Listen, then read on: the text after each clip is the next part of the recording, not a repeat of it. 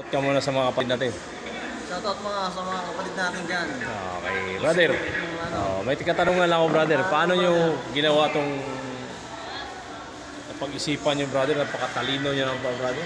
Dahon na, tawag yan, laya, sa Bisaya pa.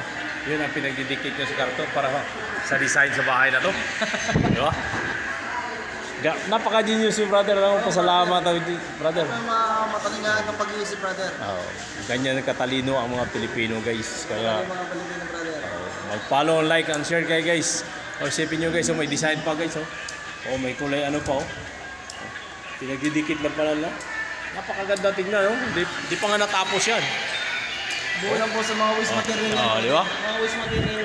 Waste material lang ang dapat talaga, di ba? Kaya, ano masasabi mo, brother, sa araw na to? Brother. It's Friday, brother. Yeah. Sabado night, tomorrow. Ano ngayon? Yearly, di ba? Friday. Okay.